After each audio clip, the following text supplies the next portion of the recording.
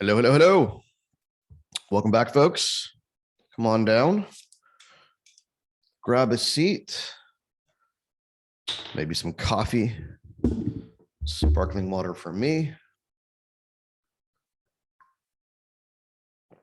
And get comfortable.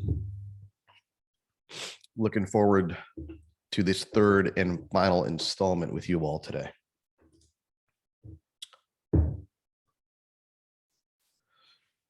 Hop into the chat. Let me know that you're there and how you're feeling. And while you're doing that, give me your biggest takeaway from yesterday's session for those of you that were there with us. What was your biggest takeaway from yesterday?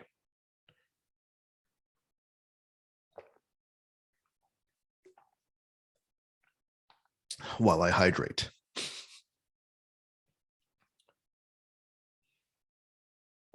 And yes, if you're wondering, I drink far too much sparkling water. It's becoming a problem. While you're dropping your takeaways and we give people a chance to hop in here, you're going to see my desk magically rise as I switch into standing desk mode, which I realize I should have done last couple of days. I'd like to present standing. It's a whole lot more comfortable. Cool. Takeaways. Let's spend a minute here on takeaways. Biggest takeaways from yesterday's session for those of you that were there with us. My LinkedIn profile ain't about me. Ain't that the truth? It's not about you. It's about your prospect. It's about your customer. It's about your client, people that you seek to serve. It's not about you. Brian says, I've been wrestling with promoting 2 different products to totally different markets. Good to have the reminder of why that doesn't work. I would love to have a better answer for you. I would love to tell you that you can have your cake and eat it too. Focus is critical, not only from your own perspective, right? There's a whole argument for focus in terms of just your ability to get things done and your limited bandwidth and attention and time. But when we think about focus also from the market's perspective, people need to know what to make of you. Right? If you have 2 very different personas or 2 very different offers, they don't know what box to put you in. They get confused and you lose them in the process. Profile structure. Awesome. Create and brand a mechanism to make the intangible more tangible. Really important. Really, really, really important. Mechanisms. All of you are in markets that are competitive, that are saturated. And the way to differentiate, among other things, in a very competitive, saturated market is to mechanize your offer. That's why we call it a results mechanism in our program. Vic says, one thing's for sure, I have 10 different products and I really need to concentrate on one. Amen, Vic. Joshua says, I have some beliefs around what it means to give away a free course to people I don't know. Some stinginess in myself. I could be more generous and it would serve me in the end. Really, really good self-awareness generated there, Joshua. Here's the truth, is you could give away all of the secrets. You can give people everything. You can teach them everything that you know, and they will not be able to replicate the results that they could get with you. By the way, I am demonstrating my belief in that with this workshop. I know, and I've done this a lot. I know I can give you the entire playbook. I'm literally giving you, as far as LinkedIn goes, that one piece of the puzzle here. You know, our program 90-day pipeline is 6 pillars. Okay. Client clarity, power positioning, results mechanism, profit packaging, leadership marketing, expert selling. 6 pillars. Okay. As far as leadership marketing goes, I'm giving you the entire pillar. I'm giving you our LinkedIn system.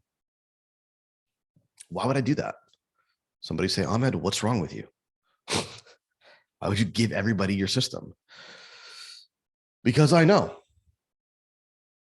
that the results you can get on your own versus the results you can get with our help are not the same. And some of you will see that right away. So I've done this workshop. This is my third time doing the workshop live. And every single time there is a group of people who attend this workshop and they go, well, geez, this whole thing makes a lot of sense, but you know what?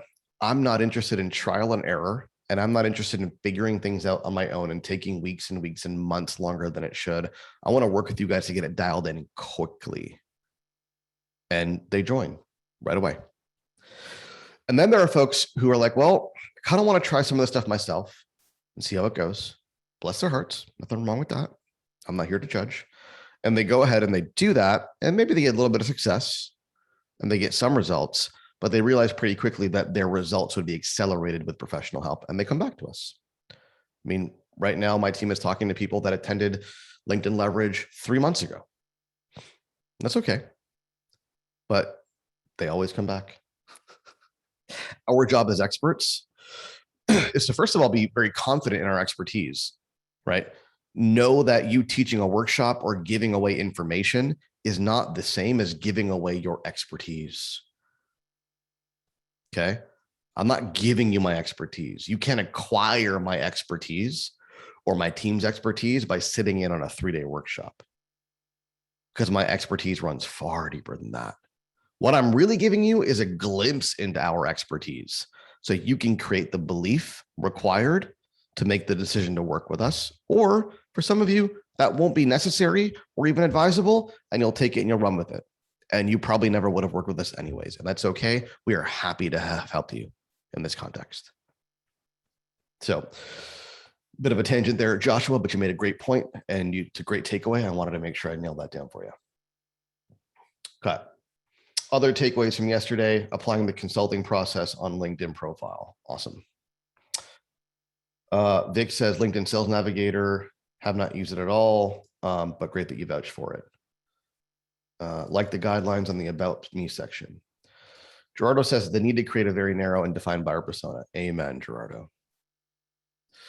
Joshua says, I'm curious as to why this 3-day course is close to free, but not free for qualified serious buyers. Yes, that's why. We've done both. We've done free workshops. Last month we did the Rich Consultant, Poor Consultant workshop. We're probably going to do a couple of free workshops in November. When we do free, it's usually like a 60-minute, 90-minute one-time workshop. And when we do paid, it's usually something more like this. And yeah, what we found is that generally speaking, we attract a higher caliber of prospect when we do paid. But that's a very advanced tactic and one that I wouldn't really worry too much about.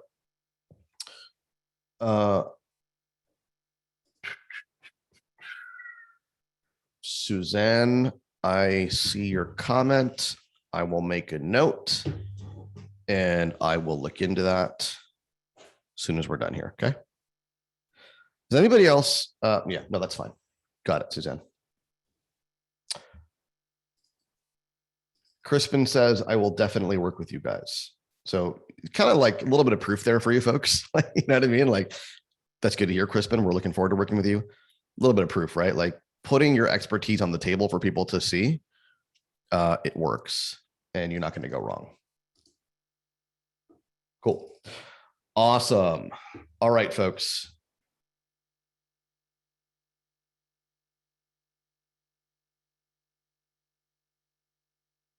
Cool. Looking at the Q&A box here. Ali's asking, how do we get the replay from yesterday? If you attend all the sessions, you will get an email with the replay links after tomorrow's session, or sorry, after today's session. So you should get that by tomorrow.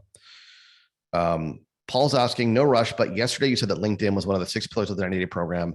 Can you talk a little bit about what the other pillars are? Curious, how many folks would appreciate some more information about the 90-day pipeline? How many folks would benefit from a more detailed explanation from me? I don't want to do it now because I don't want everyone to sit through it, but only if you're interested.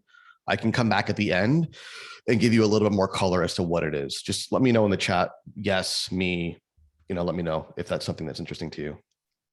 Okay. I'm getting a bunch of yeses. Okay. Cool. So again, I don't want to derail everybody here. So what we'll do is we'll carve out 5-10 minutes at the end And I'm happy to have a more detailed discussion about 90-day pipeline and answer your questions about that. So if you're one of the people that was interested in that, stick around to the end, and I'm happy to do that with you. Cool. All right, so let's jump in here. One more quick announcement.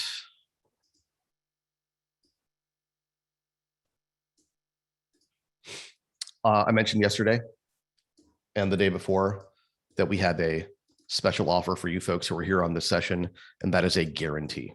Okay, so we will guarantee, because you've been on the session and you've seen the system and you're about to see the last two pieces of the system that we call LinkedIn leverage, we will guarantee that if you work with us inside the 90-day pipeline, that we will help you generate 10 B2B consulting opportunities in our time together. Okay, that is a guarantee that we will make to you. We will not make this to anybody else outside of this room.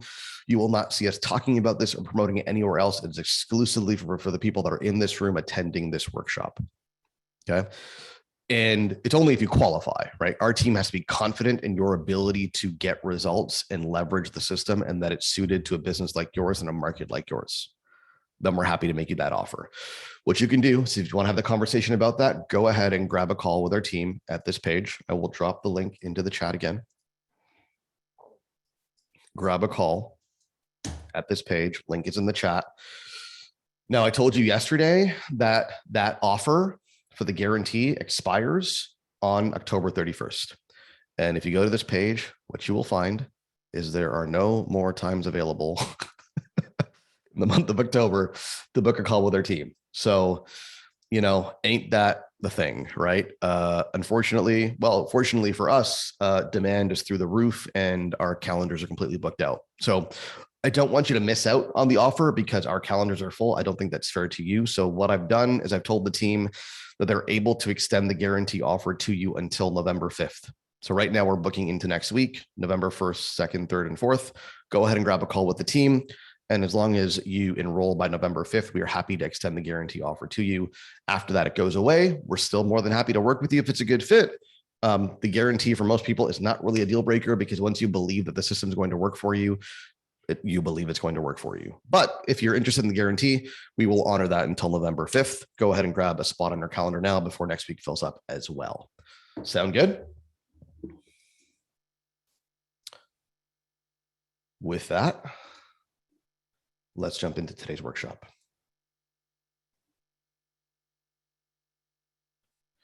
Just going to reshare here.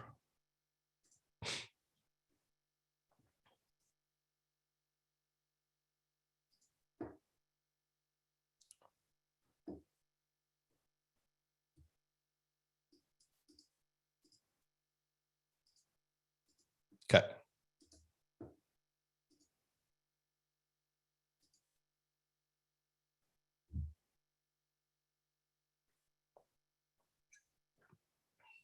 So here's where we're at. On Monday, we looked at the 7 keys to a buying decision. Excuse me. Getting a little bit better, by the way, day by day. I appreciate all of your patience with my sniffling and my coughing.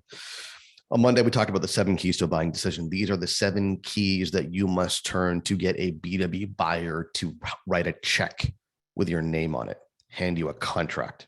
Okay. I'm not going to go over this in detail. Hopefully you've seen it, or you'll catch the recording when you get it if you missed it. But these are the 7 keys. And the reason why this is very important is because marketing is not a 1-step or a 2-step process. Far too many people overly simplify the marketing process and lead you to believe, because they want to sell a program that rests on this belief that it's just one thing, just got to do X or just do Y or just solve for this, and just one very simple 2-step process, and just press this button and it'll rain contracts overnight. Not true. I'm here to tell you the truth, that it is a big lift to get a complete stranger to give you money. It takes a lot of effort. Okay. In fact, it takes 7 very distinct steps. They got to know who you are, understand what you do, see you as relevant, see you as distinct, have urgency, trust you, and have the resources. 7 distinct steps to a buying decision. Once we know this, now we are empowered to build marketing and sales processes around this to facilitate this process. Okay. We covered that in day 1. Yesterday, we went over the first two pillars of LinkedIn leverage. LinkedIn leverage being the system, by the way, that delivers on keys 1 to 4, creates awareness, creates understanding, makes you relevant to the right prospect, and makes them see you as distinct in your marketplace. Okay. And there's 4 pillars to LinkedIn leverage. Yesterday, we covered pillars 1 and 2, power profile and magnetic outreach. Power profile being your LinkedIn profile. That is the most important marketing asset that you have in your arsenal. And it is, as people said when they hopped on here in the beginning, appreciate your contribution. Not about you. It's not about you at all. It's about your customer. It's about your prospect. It's about their pain, their problem, their plight, and how you might be able to help them achieve the outcomes and the results they're looking for. That's what your profile is about. We went through a very detailed framework on how to set that up and the importance of having strong positioning to underpin your profile. And then we talked about outreach. Outreach, some would have you believe, is all you need. Oh, just send these LinkedIn messages and just copy this script and use this 3-part messaging template, and then people will want to take a discovery call with you, and your calendar will be booked out, and yada, yada, yada, yada nonsense. Okay. Outreach never quite worked that well on its own. And because LinkedIn has restrained the amount of outreach that you can do, it definitely doesn't work that well on its own. And the proof of that is, how many of you have ever agreed to a meeting from somebody who cold pitched you on LinkedIn Messenger? I'm actually curious. How many of you have seen a message in your LinkedIn inbox from somebody who you've never heard of before, don't know who they are, and asked you for a meeting right there out of the blue? How many of you have agreed to that meeting?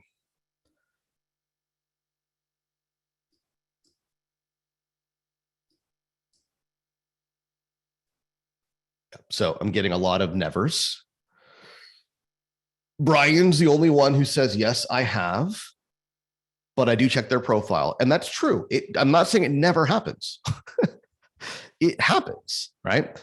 Only if the profile is dialed in. And this absolutely happens. I mean, clients get this kind of response all the time. They're not out there aggressively asking for meetings, but they have strangers say yes to meetings all the time because of the profile. So it happens. But as we see in the chat here, not often.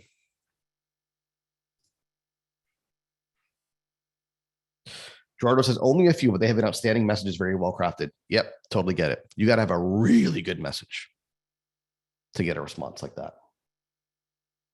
Okay, so that's my point, right? Like the game has changed now, and there was a way to book meetings by strictly relying on outreach in the past, and it's still possible. It's just not a bet that I would bet my business on, is the thing, right? It's far too risky. And because LinkedIn has constrained how much outreach you can do, the numbers game doesn't really add up anymore the way it used to. So now outreach in the new LinkedIn era, the post-spam era, as we call it, is simply about building the room. We talked about that networking event yesterday, right? Getting the right people in the right seats at your private, highly curated, selective networking event. That's all we want outreach to do. And if we can get 100 prospects, good fit prospects, right? Not random people, but good fit prospects who are representative of your target market and likely have the problem that you solve today or may have it in the future. If we can get 100 of them coming into your network every single month, now we have a room. Okay, we have an audience of people who we can market to. You know, I really find it comical how people equate marketing with outreach. When they talk about marketing, what they're really talking about is outreach. Outreach is a piece of the puzzle, as you see here. It is part of the process. It's necessary. We got to build the room, but outreach without pillars 3 and 4 is like building the room and then staring at everybody. It's like you build the room and you get on stage and everybody's there and you're just like, so, what's next? That's not going to do any good, right? The next question is, what do we do once we build the room? Now that we have a steady flow of prospects coming into our network. How do we engage them? How do we market to them? How do we persuade them? How do we facilitate the buyer's journey? And that is what today's workshop is all about. Pillars 3 and 4, disruptive insights and opportunity engineering. Before I jump in, any questions at this stage? Anything that you want me to clarify?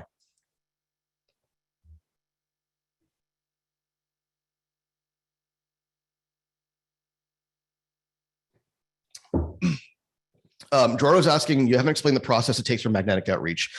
That's because it's very simple.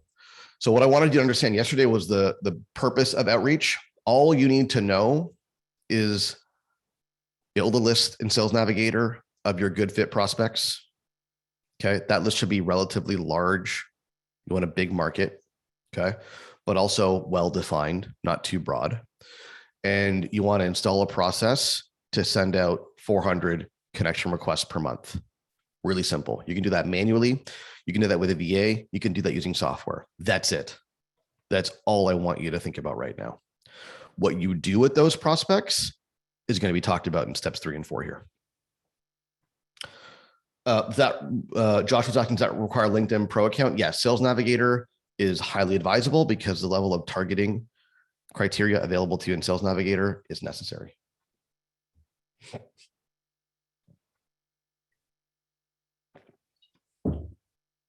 Cool.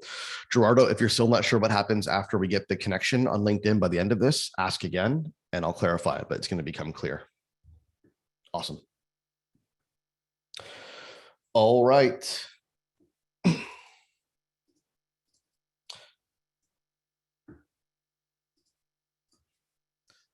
Pillar number 3, disruptive insights. So in our legend here, where we're tracking which of the 7 keys to a buying decision insights hit, it's a big one. Insights create awareness, insights create understanding, and insights create relevance. Why? Because when you publish, you are discoverable in the feed. So one thing that's worth mentioning here is, LinkedIn has constrained the amount of outreach you can do. And so your ability to create awareness via outreach, via getting connections, is constrained. You used to be able to send 2,000, probably bring in about 400 or 500 new connections a month. Now you can send 400, only bring in probably about 100 connections per month. So the level of awareness you can generate from outreach alone is constrained. The level of awareness you can generate from insights and publishing is not constrained.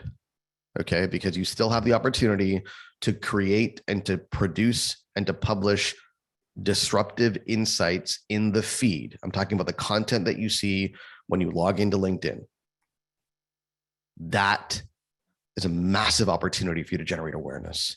When people see and discover and find your thought leadership material in the feed, then they go to your profile, which is dialed in as of yesterday.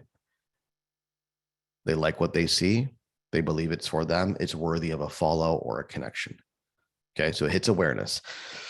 It hits understanding, because when people see you talking about and sharing insights with regards to the problems that they are facing, they come to appreciate and understand what it is that you do at levels and with a level of nuance that is not even possible with a profile, right? They're going to appreciate the nuances of your expertise far more when you're sharing disruptive insights. And finally, relevance. They're going to start to see when it makes sense to engage you. Okay. So what are disruptive insights? First of all, I want to share this, dare I say, damning, but what I really want to say is critical data point with you. This underpins the importance of disruptive insights. Google and the CEB did a massive study of B2B buying decisions. This is years ago. It's probably even more so now. And what they found was that B2B buyers, the average B2B buyer, is already 57% through their buying process, through their decision-making process, before they ever have a first meeting with a vendor or a seller. Let that sink in for a second. They're 57% through their buying process, through their decision-making process, before they ever have a meeting with a vendor. It's crazy When you think about it, it also steps on and underpins the point I made in day one of this workshop, which is that B2B buyers are doing their homework. They're doing their own research. They are empowered. They are not relying on you for information anymore. They hold the keys to the buying process. They hold the reins. They're in control. They only want to talk to a representative or a seller or a consultant or a provider when they are good and ready. And they are good and ready at 57% through their buying process. Also steps on the point of no one talks to strangers unless there's a good reason to do so, right? And the only good reason to do so is when I fundamentally believe that this stranger has the solution to my problem, then I'm going to take the meeting. The thing I really want you to reflect on here is that your buyers, you're selling B2B, your buyers have more than half made up their minds before they ever have a conversation with you. It's crazy when you think about it. They've more than half made up their minds. They've already gotten their bearings on the problem. They've begun to understand what's going on. They've done some research and due diligence of their own. They've read some blog posts. They've watched some videos. They've taken some free courses. Okay. They've already started forming opinions about the solution and what they need to do and how they should approach it. And only if you now fit the mold of what they're looking to buy are you going to get a conversation with them. And only if they know who you are. So here's the big question. If they've more than half made up their minds before they're willing to talk to anybody, are they going to contact you if, one, they don't even know who you are, and two, you don't fit the mold? You don't fit the mold of what they're looking for, of what their solution criteria is. And here's the opportunity. Is that, one, if you start showing up in the first half of that decision-making process, when they're not ready to talk to anybody yet, and you're sharing insights, and you're sharing expertise, and you're sharing commentary on the critical business problems that they're facing, what happens? One is, now they know who you are. Awareness. Now they go, that guy Gerardo, going to use you, Gerardo, he seems to really understand what we're going through. He seems to have a unique perspective on the problems that we're facing. I'm not ready to talk to him yet because I don't really know what we need yet. But I'm going to make a mental note. He seems to get it. And maybe he's somebody that we talk to when we're good and ready.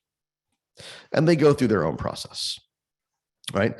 But more than that, Gerardo now also has the opportunity to influence the decision that they make.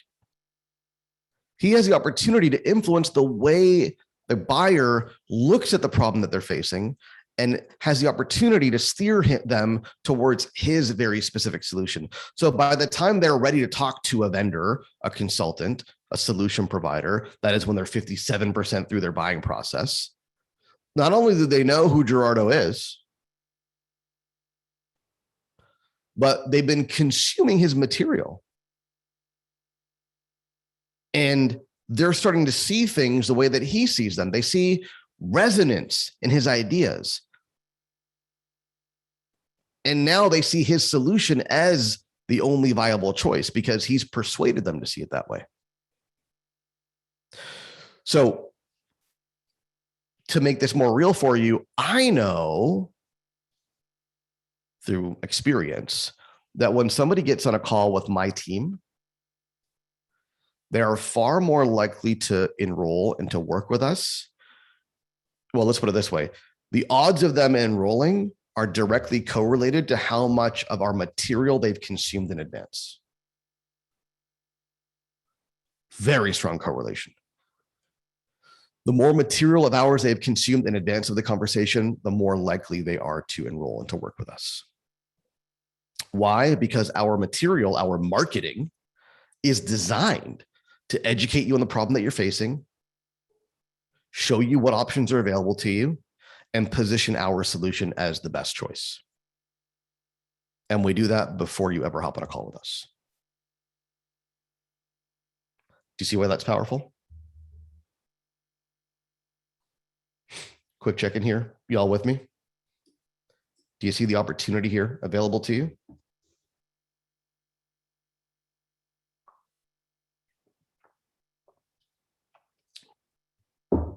Let the people say amen.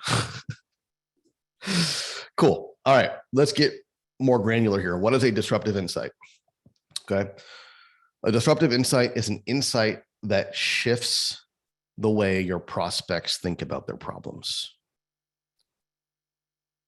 Right. And you want to ask yourself here, would an educated prospect find this useful? Would an educated prospect find this useful? When you think about your buyer, most of you are selling to fairly intelligent and sophisticated buyers. Okay. They are not naive. They are not dumb. They know what they're doing. They've gotten to whatever, if there is somebody worthy of selling to, then by definition, they have a certain level of achievement. They have a certain pedigree, right? They become the CEO. They started their own business. They became the department head. They became an executive. They got brought in to save a division, whatever it is. Like the rule is, if there's somebody worth selling to, they tend to be accomplished. And if you're not selling to people that are very accomplished, that's probably a bigger problem. We have target market issues, right? Because accomplished people have money to spend and authority and budgets. Not accomplished people don't have money to spend. I wouldn't be selling to them. Okay.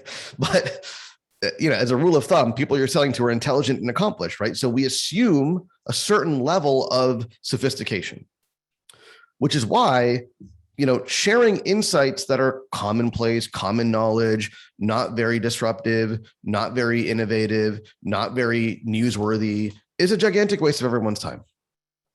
Because when you publish things that rant coming, okay, the vast majority of the drivel that you see published on LinkedIn never should have been published. I mean, if you want me to really go off the rails, get me to go on LinkedIn and look at the content in the feed. And I will lose my marbles at how ridiculous and silly and ill-conceived most of the nonsense out there is.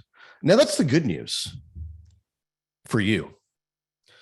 Because those who have actual quality expertise and meaningful insight to share, it's not that hard to stand out above the noise. Okay, but I want to be really clear that this is not about publishing. It's not about, just post content. Just post this and just post that. I'll post this thing because a LinkedIn algorithm likes. Every time you post something that is not terribly unique or interesting or doesn't share a valuable perspective or is merely parroting the already common knowledge, probably outdated wisdom of your market, and people look at that, the conclusion that they draw is this person doesn't know what they're talking about. We've already heard this before. This is tired information. It's not useful to anybody. And it takes you down a notch. Okay. It's not about publishing for the sake of publishing. It is about shifting the way that your prospects think about their problems, disrupting their status quo. Do you see the difference between disruptive insights and just publishing?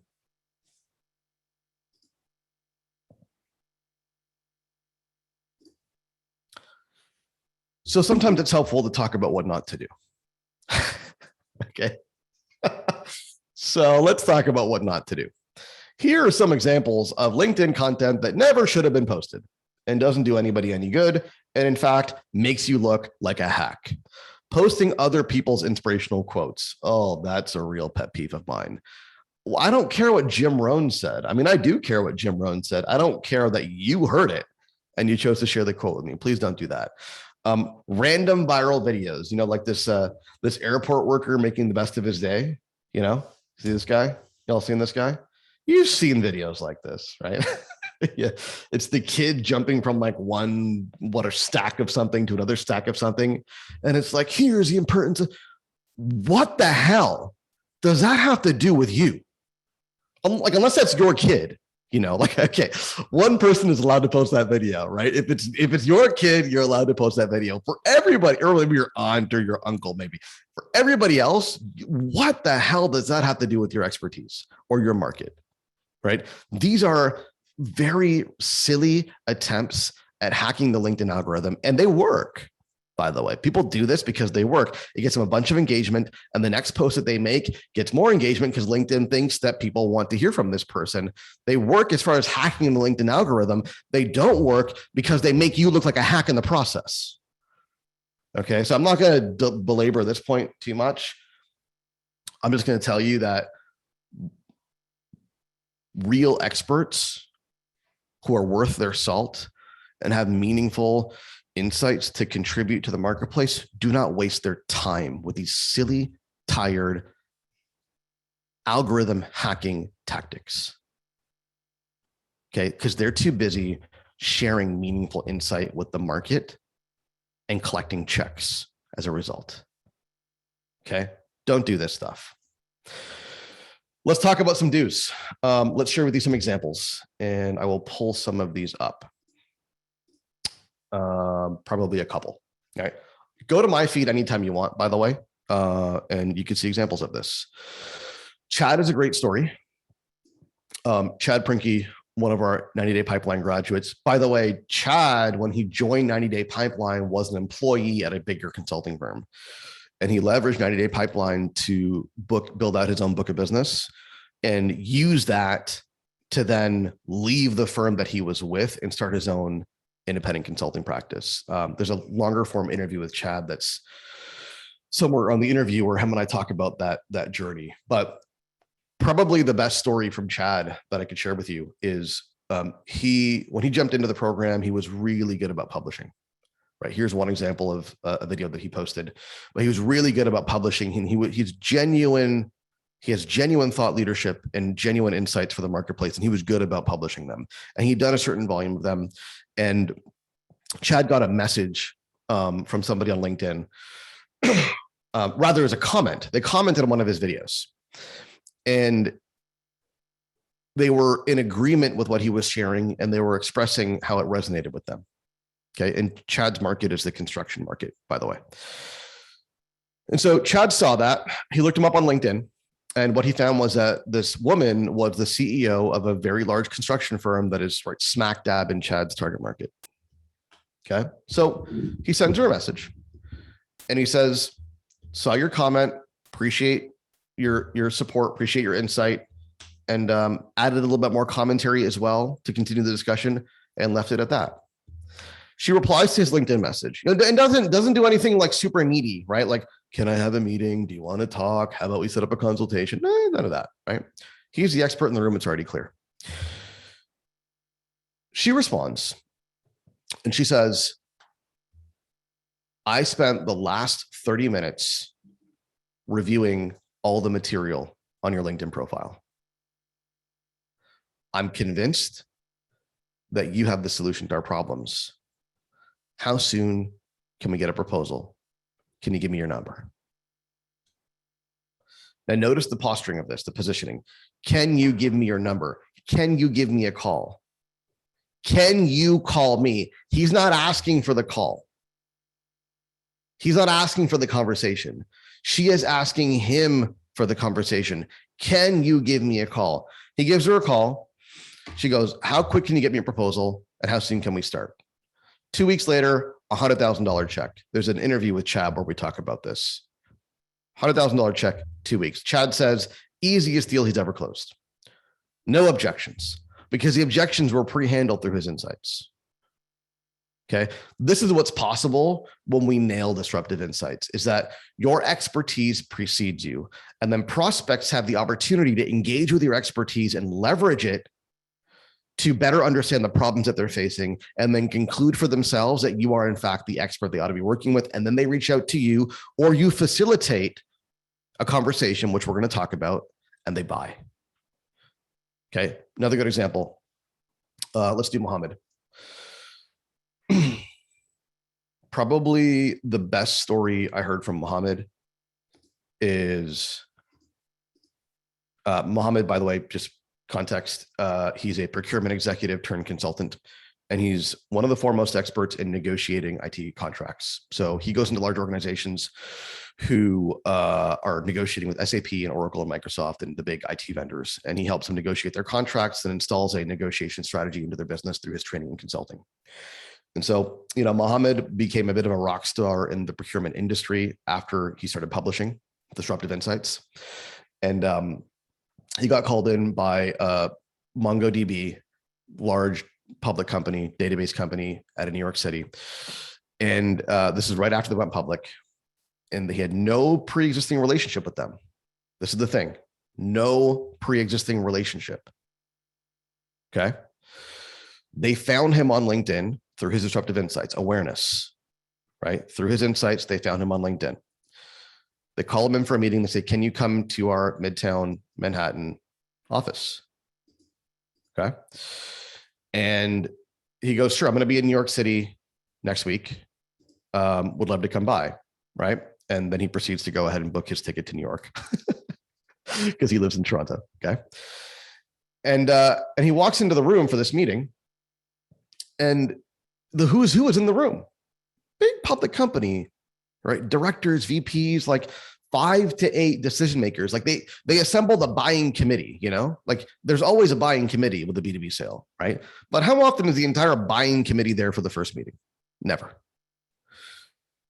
And so he walks into the room. He's already kind of taken aback by the response. He's going around the room, shaking everyone's hand, and they're all going, hey, we already know who you are.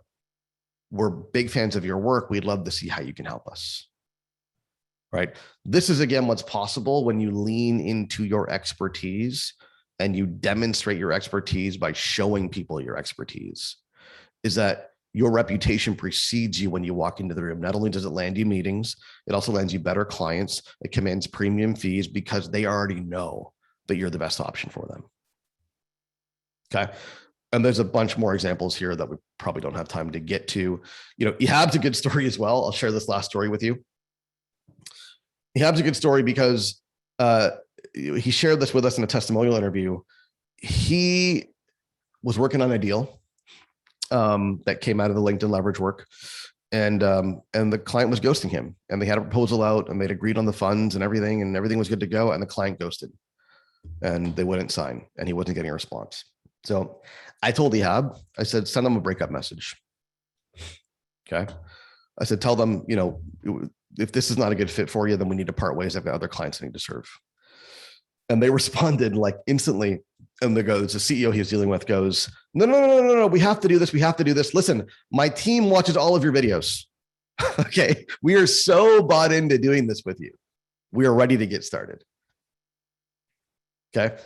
The thing that's really powerful about this that I want you to reflect on is publishing Disruptive Insights gives you the opportunity to nurture your market at scale. At scale. I am reasonably sure that most of you, if I get you into a room with a qualified prospect, you will have a reasonably good conversation and you'll be able to convey your expertise in a way that builds trust and authority. But you can't get in the room with everybody, right? There's only so much time you have to have meetings with prospects. So what if you could publish Disruptive Insights that nurture your market at scale? Instead of having to nurture people one-to-one, which is hard to do, and they don't take meetings that easily, what if you could nurture them at scale? What if every time you published a video, 100, 200, 300, 1,000 qualified prospects, hand-picked, curated from your outreach because you built the room, were able to engage with your expertise and got a little bit closer to working with you as a result? Do you see the power of that opportunity?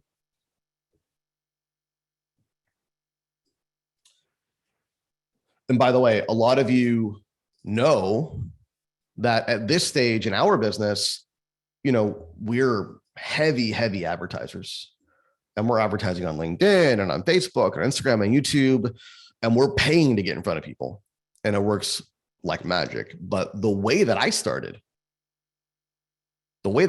was publish organic content in the feed on LinkedIn. That's the way that I started. Build a qualified network of people, okay, who are representative of my target market, demonstrate my authority to them in the feed, show them, don't tell, show them that I have expertise, show them that I have perspectives, show them that I'm worthy of doing business with, show them that I can solve their problems. and then engage in meaningful interactions with them until they're ready to have a conversation. That's how we started, and it works like a charm. Okay. Disruptive Insights in a nutshell. David saying LinkedIn does not show your post to all of your connections. Absolutely right. The algorithm obviously has control over who sees your stuff, right? Point is that if you're building the room, you're putting the right people in your network, not random people. Not random people, right? The more junk you have in your LinkedIn network, the more harm you're doing yourself. Putting the right people into that room with you, the more likelihood that you have that the right people are going to see your material and engage with it. Okay. By the way, quick point on engagement. Typically, buyers are not engagers. Typically, buyers don't like or comment. Right? Buyers are creepers. They're watching. You don't know they're watching, but they're watching. You won't find out that they were watching until they transact with you. Then they'll tell you. Couple of common questions here about insights. How much should I post? Pretty common question. Okay. And the reality is you have to balance quality and quantity. Both are important. Okay. Quality is important for the reasons we mentioned before. I mean, if you're going to put out drivel, it's not going to do you any good, right? So we have to have a certain measure of quality. The insights have to be worthwhile, have to be truly disruptive. Quantity is important too, though, because let's assume the average prospect needs 7 to 10 touches from you before they're ready for a meeting. And by the way, that is not an inaccurate number. To prove out my point, how many touches did you guys receive from us, whether that was an ad or a video that you saw or an email that you got before you purchased this workshop? Let us know in the chat. How many touches from us did it take to get you to purchase this workshop?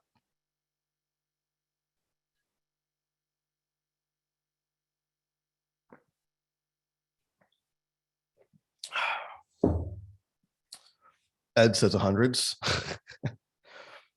Dick says took one email, but probably not, because what got you on the email list? You saw an ad. You probably saw multiple ads before you jumped on the email list. So it's probably not one, it's more than that.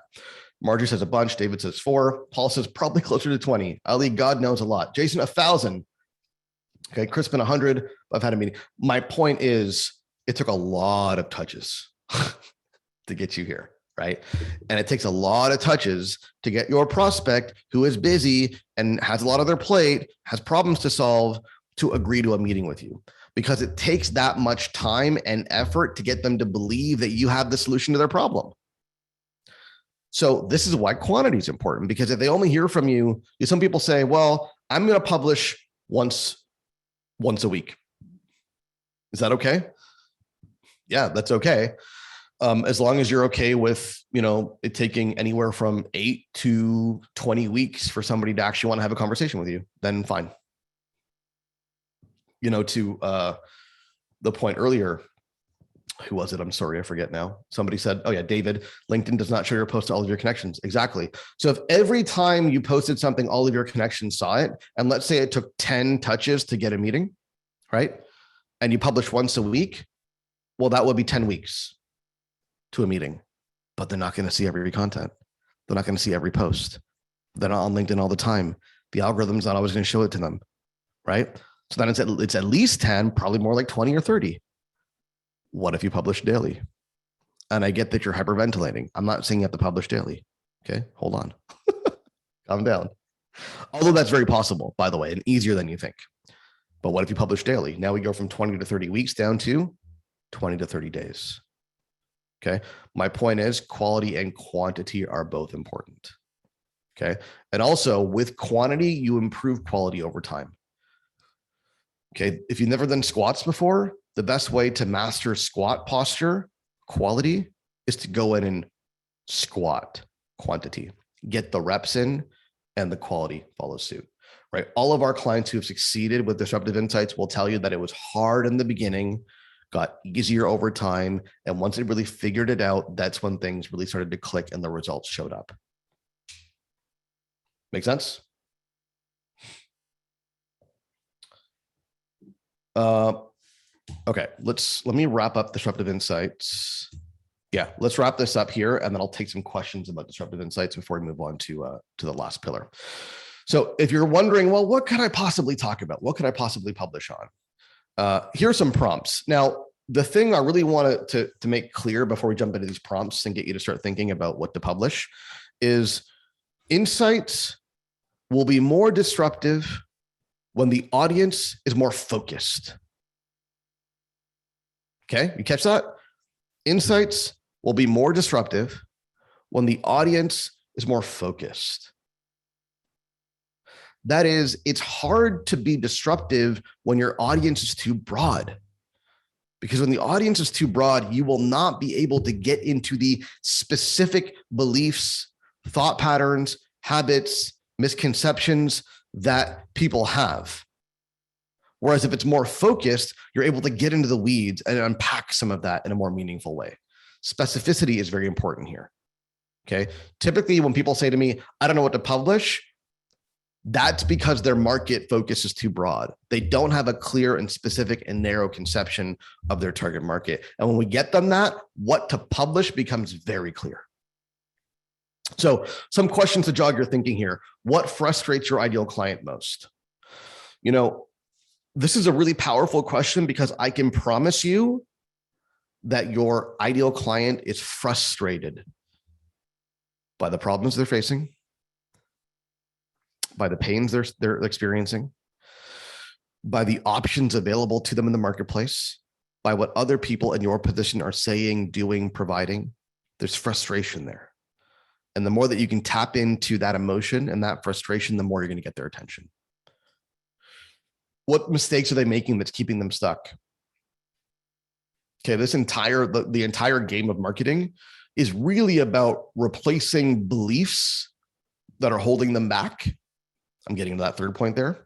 Replacing beliefs that are holding them back with beliefs that are going to get them results. Okay, if we can accept this premise to be true, that your prospects are struggling with the problem that they're facing because they have a certain set of beliefs that are disempowering to them. Okay, they have beliefs that are holding them back. And if they had a better set of beliefs about the problem, about the solution, about what's possible, they wouldn't be struggling. Fair? Now your job as the marketer is to replace their old beliefs with new beliefs. And you do that through your insights. What common solutions do people try and fail at? Call out their mistakes. Call out their failures. Call out what they're doing wrong. You know, common issue that I see is that people are very shy when they publish. They're very hesitant to call out the mistakes that people are making. They're very hesitant to take a stand. They're very hesitant to be polarizing. But guess what? The mark of an expert is they have very strong stances on the issues that are of concern and relevance to the market. Count the number of rants I went on today. Well, over the past 3 days. You know, when we got to a hot button issue, that drives me nuts. And where I see other people in my position steering the market wrong and miseducating and misinforming, I get upset. And I go on a rant. That's the mark of an expert. I have very strong, formed, thoughtful opinions about the issues that are of concern to my market. And that's what we expect from you if you truly claim to be an expert, right? Whereas if you're just publishing stuff that's just kind of, you know, very agreeable, very kind of, you know, cordial and not really taking a stand and not really challenging people, I mean, I'm sure you're very likable, but you're not going to make much money. Does that make sense? Crispin says, so many rants. Cool. All right, let's cover some questions here about Disruptive Insights. I see a few.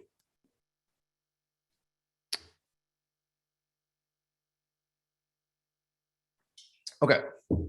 So going back, David had an earlier question about the 57% Google stat. He says, does this stat imply that connection requests are going to be ignored unless you're already 50% through the process? No. So David, with a connection request, our advice is not to have any selling intent with the connection request. So I definitely don't like the strategy where you put a custom message in your connection request and says, oh, David, I see that, you do this and we'd love to do business together. If there's sales intent in your outreach, people aren't going to bite because they're not ready for a conversation. And only if they are ready for a conversation will they bite, but that's rare. Okay. So the connection request should not have sales intent. The intent should be to build the network, right? And your messaging should reflect that so that they don't feel like you're going to pitch them right after they accept. They don't feel like you're going to, follow that up with a, hey, can we get into a conversation, right? That's how we get 25, 30% plus acceptance rates. All right, Azra's asking, does it need to be in the form of video? No. So we are big proponents of video for a really simple reason. A couple of reasons. One is that it is the most persuasive medium available to you. There's nothing like watching a video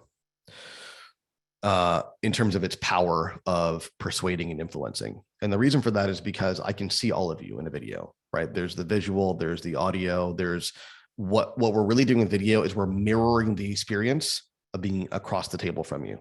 So when I was publishing video, my goal was, well, I still am, obviously. My goal was and is that I want to make it feel like we're working together. I want to simulate the experience of sitting across the table from me, because the more people can experience what that's like, the more likely they're to work with me. So when they hop into 90-day pipeline and we get to talk, the first time we talk, they go, I feel like I already know you. Because there's been so much experience. And over time, through the consumption of video, they've gotten more and more comfortable, right? So video is not the be all and end all. Like, we teach a multi modality content strategy inside 90-day pipeline, but I will tell you this: video is the most effective, it's the most powerful, and it's the bedrock of what we teach. At the same time, there are other forms of content apart from video that you can and should be posting that are very, very effective. Brian says, can you give some advice on connection request messaging? Yeah, no message. The naked message outperforms in every market that we've tested. We call that a naked connection request. That is no connection request message. No message, because in today's market, a message implies sales intent. And when there's apparent sales intent, people don't accept. No message. And if the connection request acceptance rate is still not good, that's either because of the audience or because of the positioning of your profile. But no message wins in pretty much every market that we've tested. Vic says the recommendation is to post one good quality post per day. Yeah, that is recommendation. But walk before you can run. So we rarely tell clients that they should post daily right out of the gate, right? You can start with weekly, go to 2 days a week, go to 3 days a week. The goal should be that with experience and with an efficient process, by the way, you can hire people to help you with this, VAs, et cetera, to help maintain some of this infrastructure. With the right infrastructure and experience and process, that you're publishing daily. That's definitely the goal that you want to aspire to. Cool. Any other questions here about Disruptive Insights?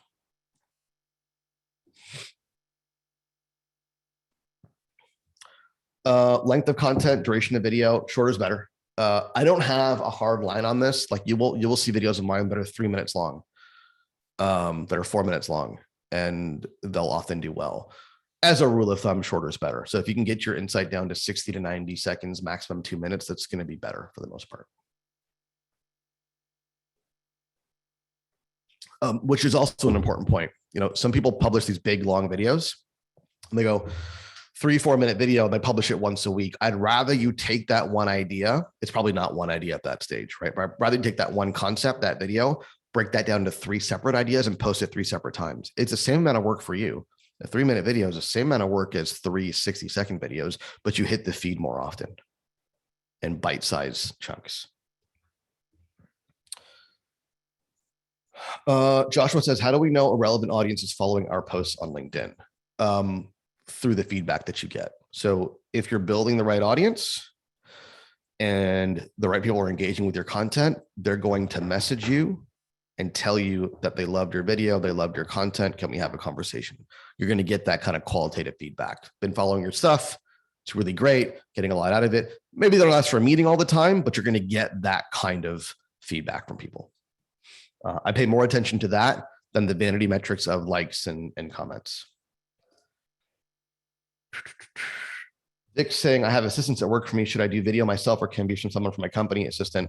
The most powerful form of video is going to be that which showcases the expert. So Vic, if you are the expert that you want to highlight for your firm, for your company, you got to be the one on camera. Now you can have people support you through that. Like we hire a videographer. He's coming in on Friday to come into my office. He's going to shoot a bunch of videos. So you can have people around you that can facilitate that process, and you just show up and you do your thing on camera. Absolutely. But if you're the expert that people are going to buy into, that they want to hear from, then you got to be on camera. Christos is asking, what about articles? Use them with a short part and post. I'm all for articles. The best thing with articles is if you're going to post a longer form article, you also want to pair that with shorter promotional posts in the feed. So you have an article on your LinkedIn profile, but people aren't going to see that unless you promote it. So you want to then take chunks of the article, post them in the feed, promote them in the feed, direct people to the article. Those could be video posts. Those could be textual posts. Yes, Gerardo, thank you. What about repeating the same insights in posts? Any views on frequency recommended? Yeah, I'm all for it. In fact, we do that a lot. So you might see a video that I post on LinkedIn that I just posted 3 months ago or 6 months ago. I mean, we have a ridiculous volume of content now, so nobody will really ever notice because there's so much stuff. But I would say as a rule of thumb, every 3 months, feel free to recycle your old content. It could be less than 3 months too, but I think 3 months or more, and it's pretty much guaranteed no one's going to remember it. And even if they remember it, if it's good, they probably need to hear it again. Which is another good point, actually. A lot of people are concerned about repetition. Oh, I don't have that much to say. It sounds like I'm repeating myself. Good. Good. It should sound like you're repeating yourself because chances are your clients, your market, they need to hear the same message over and over and over and over again before it finally gets through. It's normal for it to feel like you're repeating yourself. All right, I want to make sure we have enough time to talk about opportunity engineering. So I'm going to keep going here. If there's any other questions about disruptive insights, we'll circle back at the end. Okay.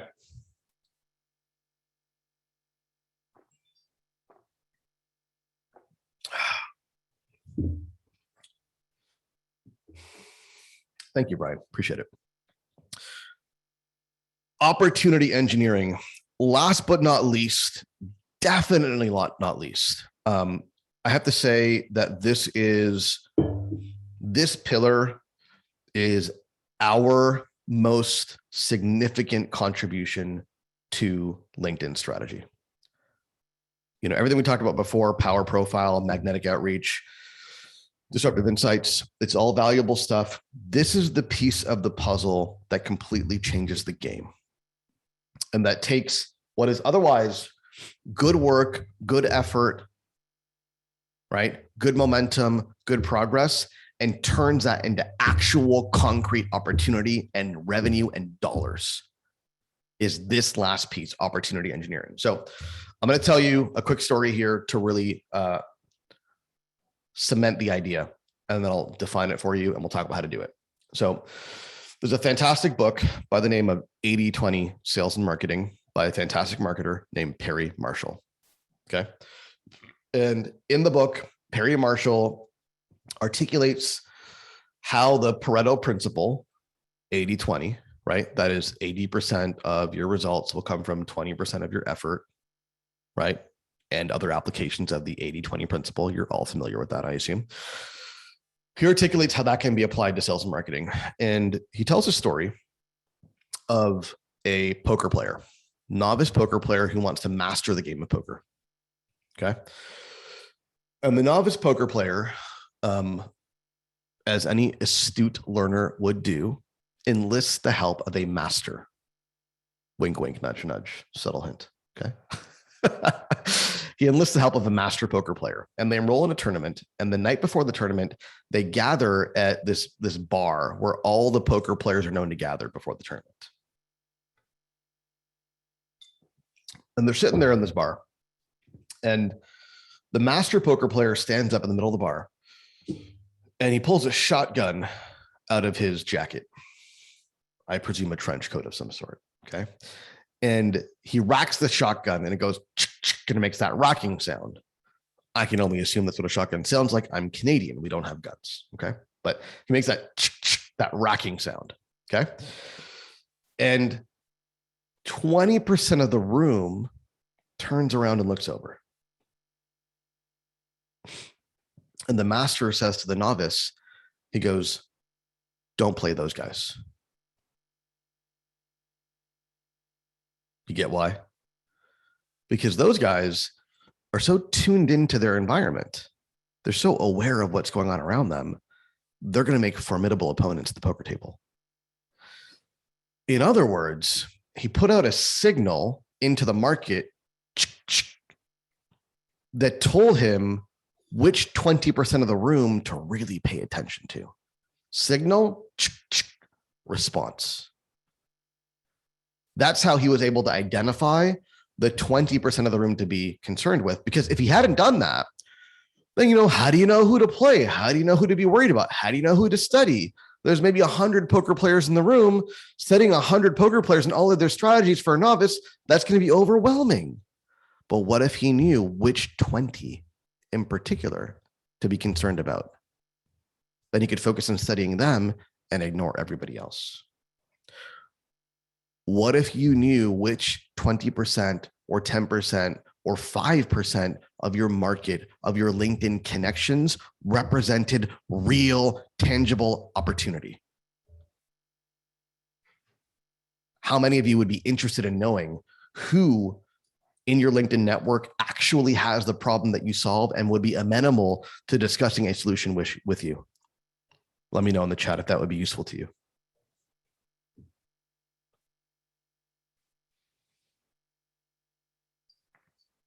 Of course it would, right? Because now we can focus in on the buyers. As a rule of thumb, only 1 to 3% of your market is in a buying position right now. They're active, they're hot, they're looking. Another 7 to 10% are actively thinking about it, not quite ready to buy. Another 10% are going to be there soon. And then 80% are not in a buying position and are not going to be in a buying position anytime soon. So what we want to do with opportunity engineering is put a signal out into the market that shows us who the 20% are. It's like you walk into the networking event and there's 100 people in the room.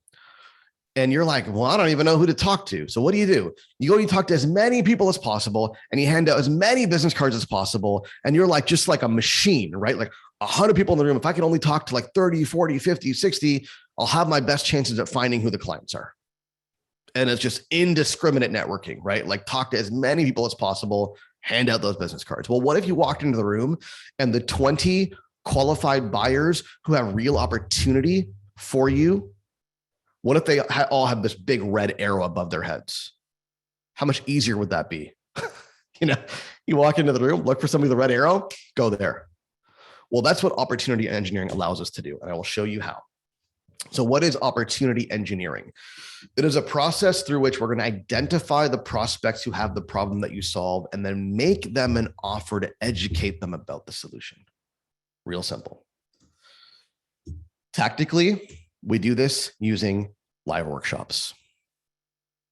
Okay, live workshops.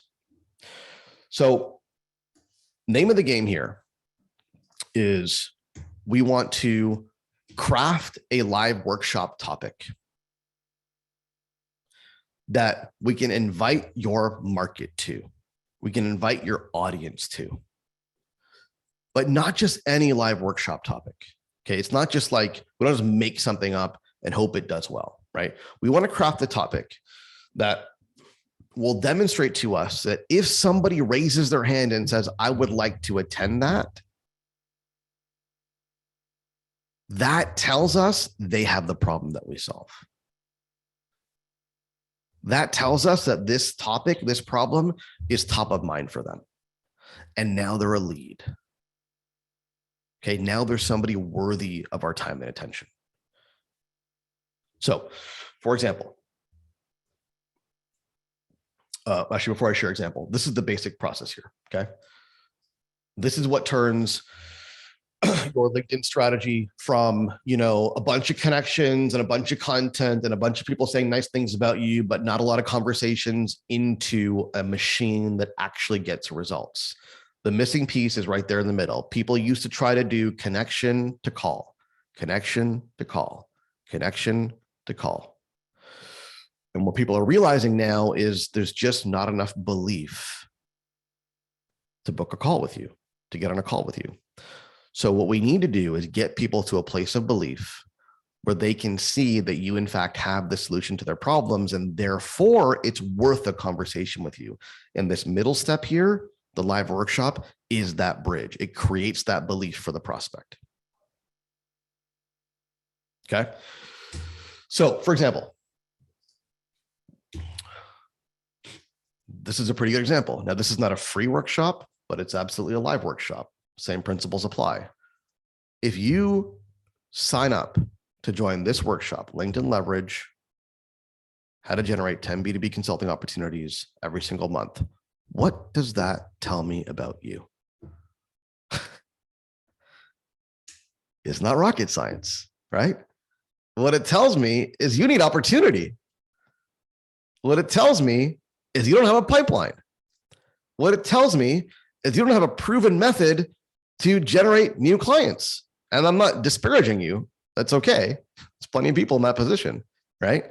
But the fact that you signed up for this and you're attending it also tells me the level of urgency with which you're seeing this problem. Because some of you are on this work, most of you actually, looking at the numbers, most of you have been on this workshop every single day for the past 3 days. We spent 90 minutes together.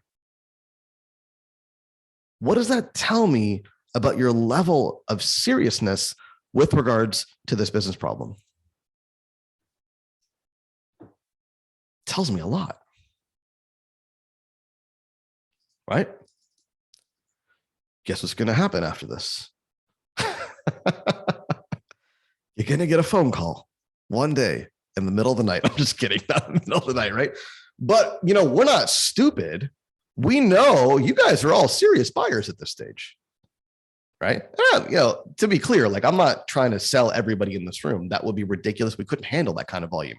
We only take 30 clients a month. And in this room, there's 10 to 15 buyers. I can't handle more than that from this room per month, right? So we're not trying to sell all of you. Some of you will buy later. That's okay. That's fine. We're ready when you are. My point is, we know who's hot. It's really clear. We're not sitting here scratching our heads wondering, where are we going to get our clients from? No, we just built a pool of clients right now, right here. Prospective clients. You see why that's powerful? Christian goes, I like transparency, right? It's like I'm operating on you and I'm telling you what I'm doing at every step of the way. Must be a trip. You don't always want play-by-play from your surgeon though, right? That's probably not the best idea. Real simple, right? And so that's the thing, right? Is creating and identifying the live workshop topic is a little bit of an art form. It requires strong positioning. It requires a strong mechanism. Obviously, delivering it is another thing altogether. We train on all of that inside 90-day pipeline. But if you have that asset, then what happens is every single month, here's how the numbers shake out, guys. You get 100 connections. Oh, do I have that slide with the numbers? That'd be good to pull that up. Let me see. Yeah, remember this? All of a sudden, this math now makes a whole lot more sense. 100 connections come in. Well, what if I can convert 10 of them into a workshop registration? Again, what does that tell me about those 10 people? It tells me that they are serious about this problem because they've raised their hand and they've asked for help. Right. And I convert half of those in discovery. Now, what if I can't do 10%? What if that's too much? Well, what if I can only convert 5% of my connections into a workshop registration? Well, by month 3, when I've got 300 new qualified connections in my network and I can only do 5%, which you could do better, but let's say you can only do 5%. What's 5% of 300? 15. As these numbers get bigger and bigger, it becomes easier and easier to generate your 10 opportunities or your 15 opportunities per month. Make sense? I want to show you a couple of more examples, and I would have loved to have spent some time with you actually giving you feedback on your workshop topics. Maybe we will. Let's see. Let me get through this. I'd love to give you some feedback live like we did for LinkedIn profile headlines. But I want to give you a couple more examples. So we got Ben Levy here, one of our star clients. So Ben teaches creative agencies to turn their creatives into closers. So his workshop topic is pitch perfect creatives, how to grow your client facing bench, give your ideas an advantage, and win more. What we know is that if an agency owner or a founder signs up for Ben's workshop, that they are concerned about their creative team winning more deals. And Ben's got them right where he wants them. Okay, Mirage, his offer is leadership development for travel and hospitality companies. And so this is a bit of an old workshop hook. It was right after things reopened post-COVID and the travel and hospitality industry was booming. And Mirage's workshop topic was Beyond Reopening, how extraordinary travel and hospitality firms are building bulletproof organizations without disrupting daily operations. So good example of something that's very timely, right? There probably are events and trends in your industry that are timely that you can capitalize on. Well, another good example of that, LinkedIn leverage. When LinkedIn constrained the amount of outreach you could do and put that limitation on maximum 400 connection requests per month, guess what we did? We took advantage. We built this, we were already teaching all this stuff, but we weren't marketing it very hard. We built this entire workshop, and this is now our third time running through it. And this workshop alone is responsible for, I'm doing the math in my head, at least $250,000 in sales in the past 3 months because of timeliness. And by the way, this workshop, I don't think we'll ever do it again because we're starting to see some diminishing returns. The change on LinkedIn, right, is now becoming a little bit older. So the effectiveness of this hook is starting to wane a little bit, and it'll be something else. We're going to find the next thing, right? But there's always something that's timely for your industry that you can capitalize on, right? And your ability to identify that and capitalize on it is an extremely valuable skill. Cool. Those are some examples. Let's take a few minutes here and I'll help you workshop and think through your topics if that's helpful to you. A couple of pointers here.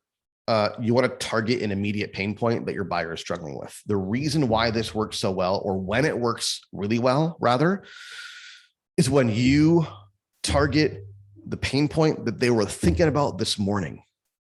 When they get the invitation from you, they go, oh man, that's really top of mind for me. That's a really big problem that we're struggling with. I wonder what this person has to say. I wonder what their perspective is on it. Target an immediate pain point that they're struggling with. Offer a unique point of view that the prospect hasn't heard before, right? This is now when you demonstrate and deliver the workshop. It can't just be the same old stuff. It's got to be unique, right? And then you pick a topic that provides you with an opportunity to demonstrate your offer, your mechanism. What you're doing on this workshop, it's basically a sales presentation. You're showing them, reference our earlier conversation today, you're showing them your offer, you're showing them your mechanism, you're showing them that you have the solution to their problem and how it works, and educating them on how it works. Okay. So what I would love to do is take a few minutes here. If you have any ideas or questions with regards to your live workshop topic, what could you run? What could you talk about? Go ahead and drop it in the chat, and I'm happy to give you some feedback. And while you're doing that, I will entertain the questions that I have so far about opportunity engineering overall and live workshops in particular.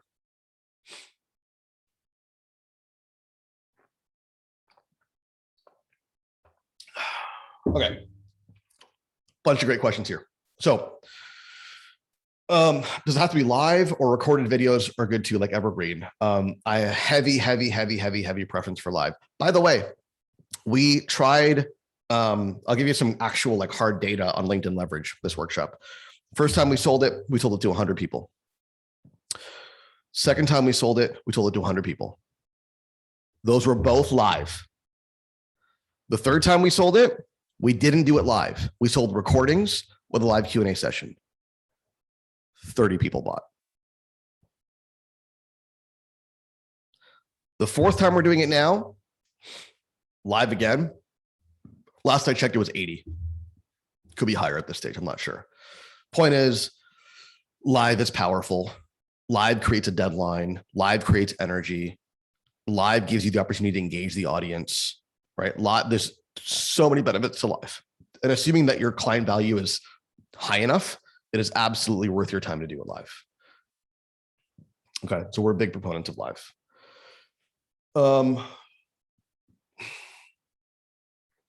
Gerardo says, I've done several workshops online, but the struggle is moving people from workshop to call. I do nurture them heavily through my automation software. I have found it takes me 6 months then to be ready to jump on a call. I'll be interested in learning how to structure it in a way that you can move people from workshop to call sooner. Yeah. So a couple of things there, Gerardo, like how do we get people from workshop to call? That comes down to two very important considerations. One is the topic of the workshop needs to be very immediate and very urgent. Like, we don't want to do workshops that cover, good to know information. And eventually I'd like to solve 4 problems, right?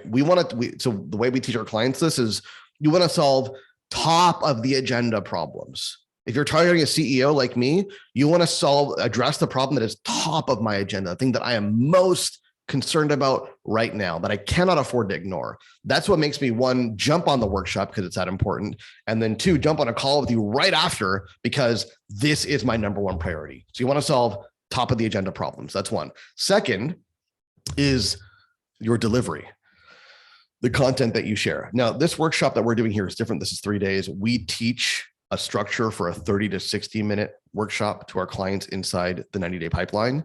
And there's a very specific sequence of content that you want to share that goes from engaging their pain and problem, demonstrating your mechanism, sharing proof and case studies, and drawing a line in the sand with a call to action at the end, right?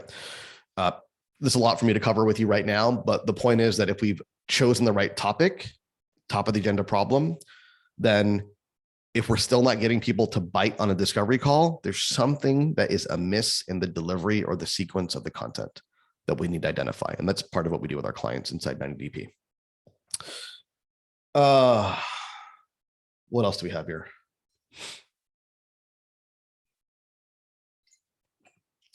Also from Gerardo, how do you invite them? Through postings, messaging, email, all of the above. So we promote the workshop through direct messaging with your connections, through posts in the feed. So direct messaging is, hey, I'm doing a workshop on X. It's good for people who are struggling with Y. Do you want an invitation, right? That's 1. Second, posting in the feed. We promote it in the feed. So you publish a video, you put up a post, you take snippets of what you're going to share in the workshop to promote it in the feed. And the call to actions, we've got a live workshop coming up. We're going to dive into this in more detail, link to register in the comments or send me a DM, whatever, promotional content in the feed, right? And then absolutely email as well. You can email your LinkedIn connections with a direct invitation. That can work really, really well too. Last but not least, LinkedIn events can be effective if utilized well. Those are the different channels to promote. Last one worthy of mention is partnerships. You can have joint venture partnerships with other complementary companies, service providers, agencies, et cetera, where they can promote your workshop to their clients, to their audience in exchange for some kind of a reward or incentive. Really powerful strategy.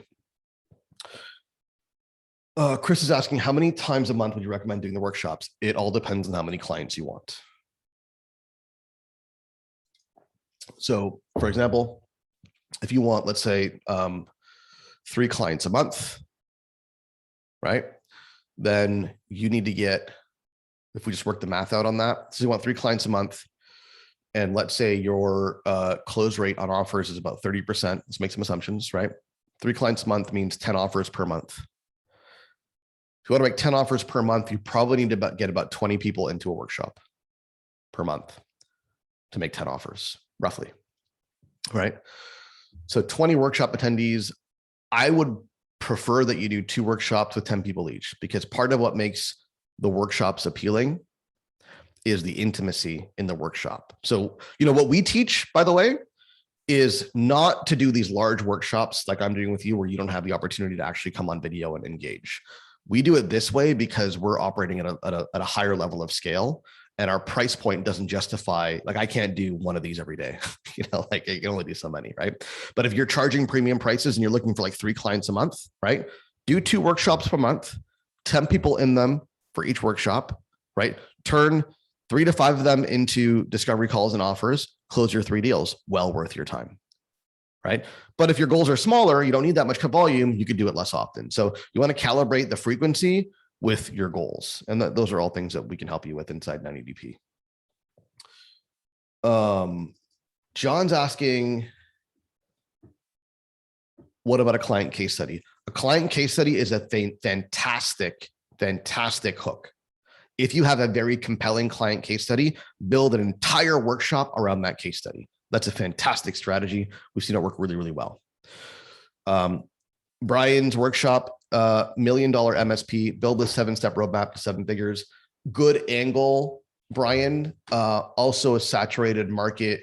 And I think what you're going to want to show people in your marketing material for the workshop is what's counterintuitive about your approach, right? Because chances are that these, MSPs in particular have been hit over the head with lots of promotional messaging.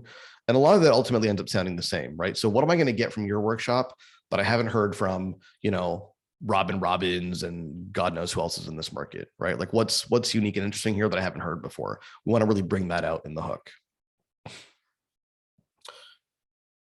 Christian's asking, should we offer free live workshops or should we price them? Free is probably the best move to start with. It's only when your audience is so large and you have a hard time qualifying people that you want to move to paid. Okay. And I'm very, very aware of the time. So let me quickly wrap up the formalities of today. And then I'm still going to answer the rest of the questions, and I'm going to hang out with the people that want to talk about 90-day pipeline as well. Happy to answer your questions about that. But if you got to run, first of all, it was a real pleasure spending the last few days with you. And friendly reminder that if you want to talk to our team about jumping into 90-day pipeline and taking advantage of the guarantee offer that we made to you on this workshop, only available to you, go ahead and click on the link I just dropped into the chat, grab a call with our team. We're booking into next week. So like I said, the guarantee offer, we're extending out to November 5th. Originally it was October 31st, but now I know that that's not going to be possible because we're already booked out. So go ahead and grab a call with our team using that link below. And again, if you got to run, it was a real pleasure. Whether or not you choose to work with us, it was an honor to serve and to spend this time with you. And I wish you all the best. And so with that, I will continue here and answering the remaining questions. And we'll spend some time at the end talking to people who are interested in the 90-day pipeline and have more questions about that. Cool. Okay. What else do we have here, folks?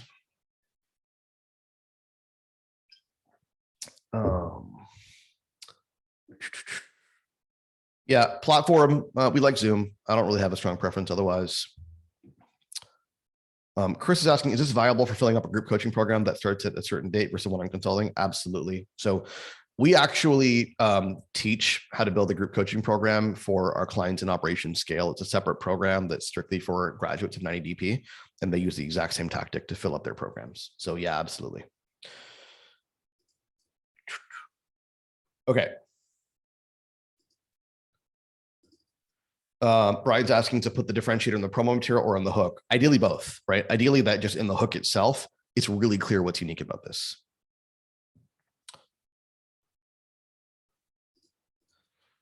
Josh was asking, where is a workshop invitation inserted? Only as a reply to potential incoming messages?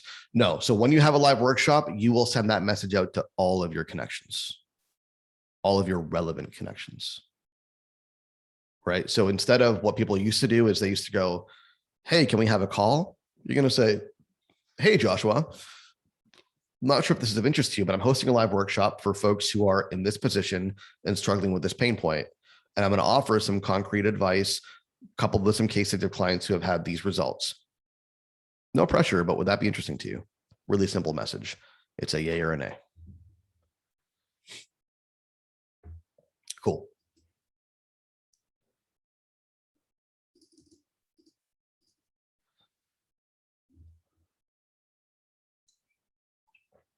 Tim's asking about CRM. So we use Zoom to organize the workshops and to host the workshops. So we use Zoom webinars. And then once somebody actually books a call with us, then they'll go into the CRM.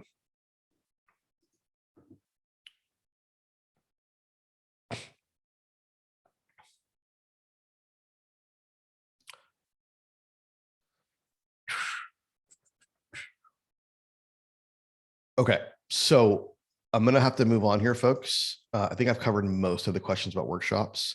I want to make sure we get people who are looking for more information about 90-day pipeline, the insight they're looking for. So what we can do is, if you have questions about 90-day pipeline, go ahead and drop them in the Q&A.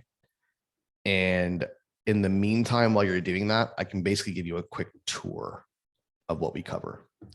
Oh, and I think I missed a couple of questions. So go ahead and drop questions regards to 90-day pipeline in the chat, or sorry, in the Q&A box, and I will answer them. There's a couple of questions that I missed here, and I'll answer those while you're doing that.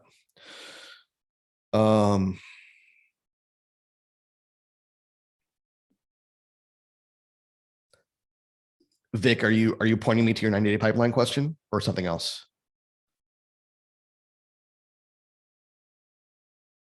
I think 90-day pipeline, right? Yeah. Okay, cool. Yeah, go ahead and drop those in there. Let me give you a quick tour. Probably the best way to do this is go to the tour page. That's why we have it, right?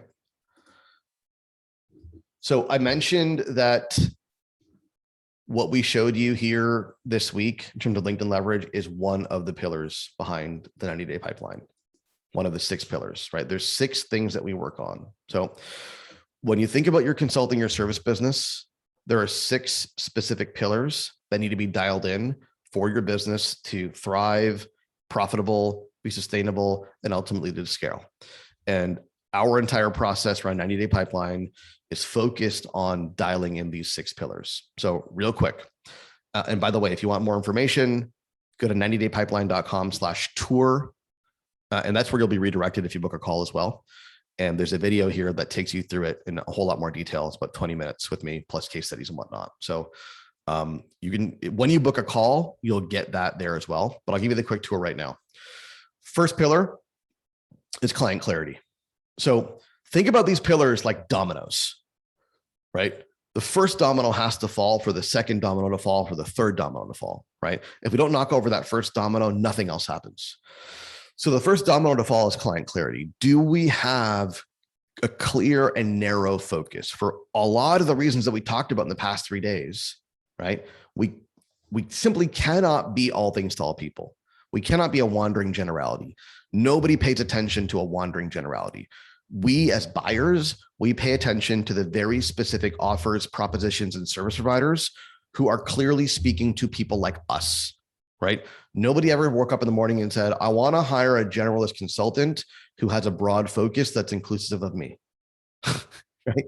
We want specific solutions to our specific problems, not average solutions to average problems. So it begins with being very laser focused, client clarity on specifically and narrowly who you want to go after. Now that could be vertical positioning. That could be a horizontal focus. That could be a combination of both, but that's the first domino to fall. Once we have clarity in who we're going after, now we can do power positioning. I don't know how to position you as the one and only choice for everybody, but I do know how to position you as the one and only choice for a very narrow segment of a market, right? So power positioning requires client clarity because you can't be the best option for everybody, but you can be the best option for a very specific and narrow segment. So once we have client clarity, now think about client clarity as being the demand side of the equation. Now with positioning, we're going to work on the supply side of the equation. We've chosen a market that's specific, that's narrow, but that also has a lot of demand. And now we're going to position you as being distinct and unique from all the other options available to the client. That's positioning, is we're eliminating alternatives. We're crafting a message and a story around you such that clients look at you and they go, well, I guess I have two options. Either I can work with this guy or this girl, or I can roll a dice and try somebody else. There's two options, you and everybody else. That's the goal of positioning, right? Notice how I've done it. Notice in my LinkedIn profile how I've done it. Notice in this workshop how I positioned us. I said to you very clearly at one point that you will not find anybody else in my market, digital marketing for consultants, who has the consulting pedigree that I have. You're not going to find them. You have in my market, you have digital marketers who are really good digital marketers, never consulted a day in their lives, don't have consulting pedigree, typically very young, very inexperienced, but really good at marketing. Bless their hearts. Don't get consulting though. And then you have consulting, like the traditional consulting guys, right? Who, they built their consulting practices respectably in a different world using different tactics. They don't really get digital. They're kind of old school. And in between, when it comes to people that understand B2B consulting, have done it in the real world, built real consulting businesses, right? And then understand digital marketing on top of that and are at the forefront of that, who do you have? Nobody but me. And I'm not boasting. It's a matter of fact. Challenge me on it. Go find somebody else. You're not going to find them. That's power positioning. It's unlocking the power of your story and your unique contribution to the market and telling that story. Cool. Then we have the results mechanism. So this goes back to our conversation about saturated and sophisticated markets. I cannot go to my market and say, oh, I'll help you generate leads. Nobody would pay attention to that. I have to give you a mechanism. I have to show you the mechanism, demonstrate a mechanism. Our mechanism is ultimately 90-day pipeline, but within that mechanism, there's sub-mechanisms. There's client clarity, power positioning, results, et cetera, right? So I can't just make a claim. I have to demonstrate my ability to deliver on that claim by showing you my mechanism. You need to do the same thing with your market. They have to see your mechanism and believe intellectually that that mechanism will solve their problems and get them to the results and the outcomes they're looking for. Packaging. It's about how do we structure your services, right? So for most of our clients, we do 3 levels of offers: a front-end offer, a core offer, and a maintenance offer. Okay. That'll make more sense to you when we get there. And then we have leadership marketing. This is where LinkedIn leverage comes into play. Okay. This is where we now take your offer, your positioning, and we apply it to LinkedIn. This is what we spent the last 3 days talking about. And then finally, expert selling. Right. Now that we have these opportunities, we're taking discovery calls. How do we take somebody from, yeah, I'm interested, can we have a conversation, to a signed check? I can tell you this, and it's going to sound like boasting, but I assure you it's merely a matter of fact. We've had some very, very experienced sales trainers and professionals go through our program, and they said, I'm actually literally quoting one of them, I spent 20 years in consultative selling, and I've never seen anything as good as what we learned inside 90-day pipeline. If you're selling consulting professional services, this is my promise to you. You don't know anything about sales until you join this program. We will completely flip the whole thing on its head for you and allow you to effortlessly close deals in ways that you never thought possible. Sales is one of my superpowers. We have a tremendously powerful approach to it inside the program. Those are the 6 pillars, right? So we covered one of them, gave you the roadmap for LinkedIn leverage, which is leadership marketing, but there's 6 other pillars that got to be dialed in for your business to really thrive. That's the elevator speech. It's a long elevator ride. With that, I'll answer your questions. Okay, so let me catch up here.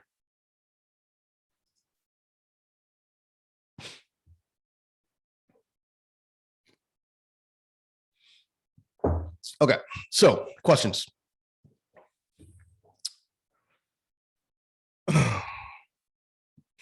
Paul's asking, what success rate have students had from the 90-day program? I'm guessing that the guarantee probably isn't needed. So it depends on how we define success. All right. So we're actually in the process now of documenting exactly how many discovery calls clients generate in their time with us. And so in the next, like I'd say 3 to 6 months, we're gonna have some hard numbers on that, which can be very, very powerful to use in marketing. But at this stage, we measure success based on client exit interviews and surveys, right? And basically, it is a very significant occurrence if a client finishes 90-day pipeline and goes, "Yeah, that wasn't very good. Nah, that's not what I wanted. Yeah, that's not what I was looking for." It's like a big deal. Everyone on the team talks about it, right? Client satisfaction is through the roof. I don't know of any other program, and I've been part of a lot of programs and advised a lot of programs that have the level of client satisfaction that we have. Results will vary, right? And results will vary for a few reasons. One is the client's ability to actually do the work and follow through.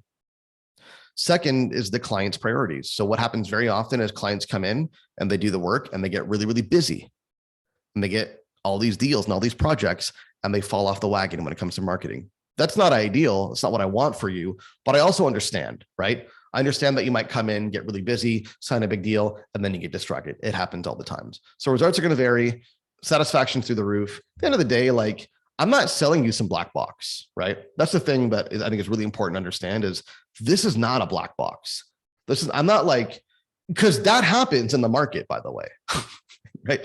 There are people that will try to sell you something that they will not try to explain to you how it works. They will not try to educate you on the process. Those will be like, "Oh, don't worry, trust us, trust the process, and just, we're going to do some things, and it's going to be amazing. Just trust us." And then you give them money, and then you realize when you get in that it doesn't make any sense whatsoever. We're doing the opposite. I'm going to show you everything.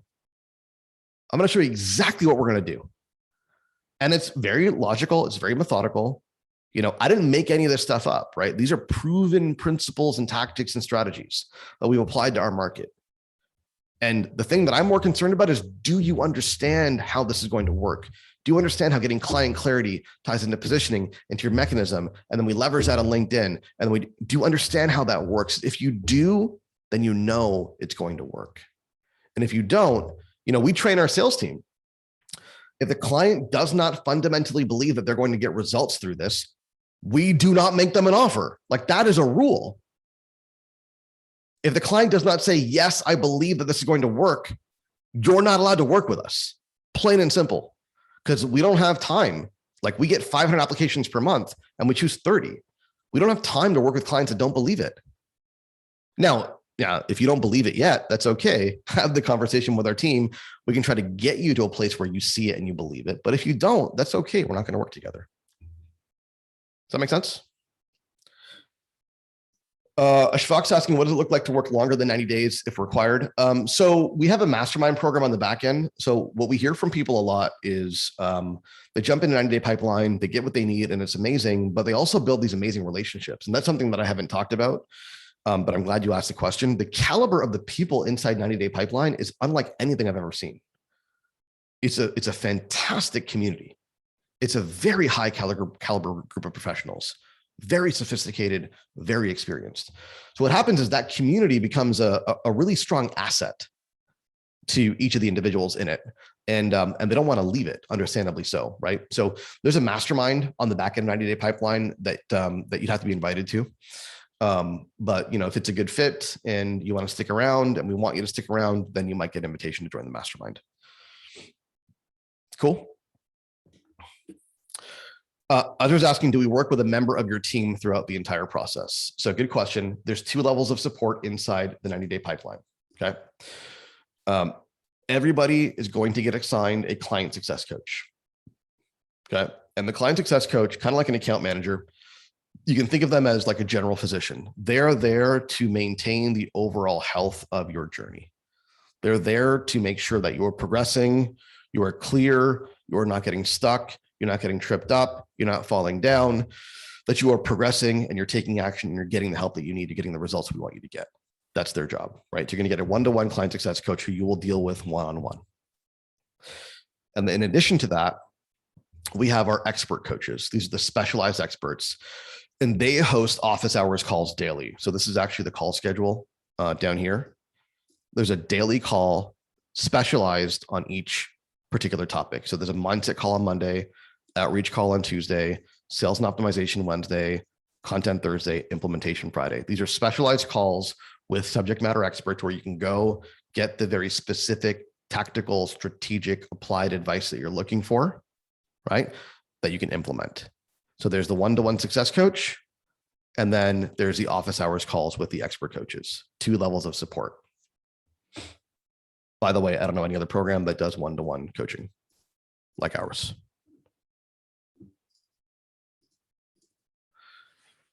Other questions. It's called 90-day pipeline, but when do sales typically start happening, and does a training run for all 90 days? Okay, good question. When do sales come in? So sales come in based on your sales cycle, right? So some of you will have short sales cycles. Some of you have sales cycles of 30 to 60 days where you absolutely should start seeing sales in 90 days. But if your sales cycle is 3 to 6 months, by definition, you're not going to make sales in 90 days, right? So our focus is on arming you and equipping you with an engine that creates opportunity. And then sales cycles are what they are. I will say this, that there's lots of ways to shorten sales cycles as well that you'll learn inside the program. So even if you think your sales cycle is 6 months, it might actually be 2 months with the right tactics. And a lot of what we talked about today with terms of opportunity engineering, these are great ways to shorten what can otherwise be very long sales cycles. What times are the expert calls so I can assess timings for UK? Yeah, I mean, so let me put it this way, Ashfaq, we're optimized for North America and UK, both. If you're like Europe, Eastern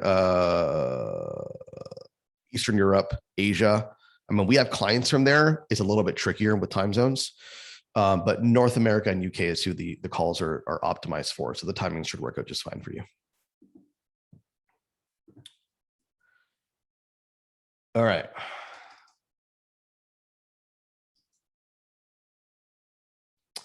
Marjorie, is 90-day pipeline appropriate for people who are just starting out with consulting? Yeah, absolutely. So it's a good question, Marjorie. We were only working with people that already had existing consulting business. And then we just found that there were so many people who were coming to us that were starting out that we had to adjust the offer. So there's a very specific track for people that are starting out in consulting. They don't have an offer yet. They don't have validation yet. They don't have any clients yet. We have a very specific track of training and coaching that's for those people in particular. So yeah, absolutely. It's very appropriate.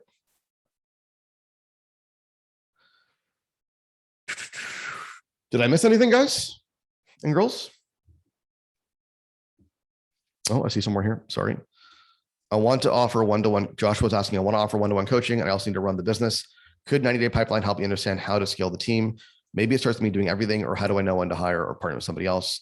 Is that the kind of business structure expertise available? Yeah. So Joshua, great question.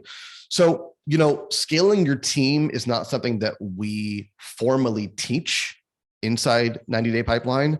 However, we've obviously done that. I personally done that. I took 90-day pipeline and boutique growth to 7 figures when it was just me and a virtual assistant. I scaled my team far too late. So we've done that.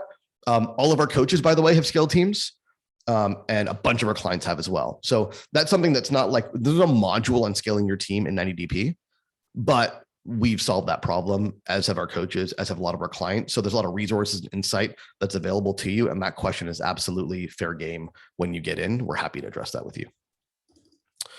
What content do we retain post 90 days to review? Great question, Ashfaq. All of the training material. I can actually show you the portal. Wouldn't that be fun?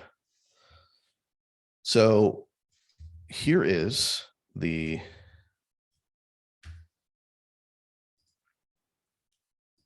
training portal. One sec.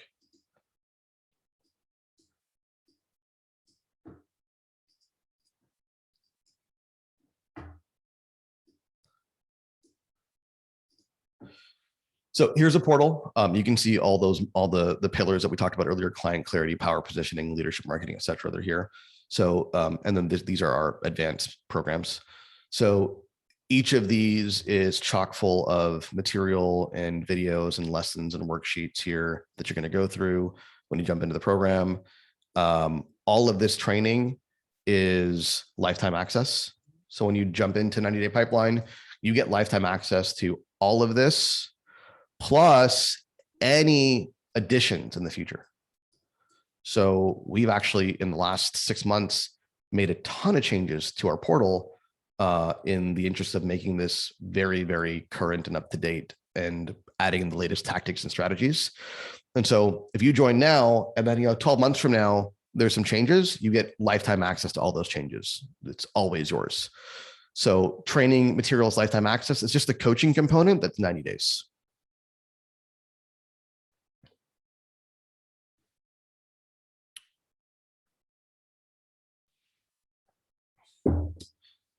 Suzanne's asking about cost. Suzanne, best thing is to grab a call with our team at the link that I shared. I think it's somewhere there in the chat still. And depending on who you are and what makes sense for you, they can share the appropriate package with you. So the link is there. Talk to the team. First question is, are you a fit? And only if you're a fit would we have a pricing conversation. Rajiv, I'm a digital marketing specialist. I want to help frustrated business owners and executives understand why they are not growing due to failed and improperly implemented strategies or tactics, and or because of the fact that they're working with the wrong person. The focus is not about them doing the work, rather understanding what is not working and what they should get done. Can 90DP help me get rolling? Yeah, absolutely. I mean, this is an advisory service. Yeah, it's advisory service. So I think what you're asking me is that can 90-day pipeline help somebody that doesn't have a traditional done for you service, but is rather a done with you advisory service? And answer is yes, absolutely. Cool. All right. Did I miss anything, folks? I'm trying to keep up here. Any other questions about this that I can help you with?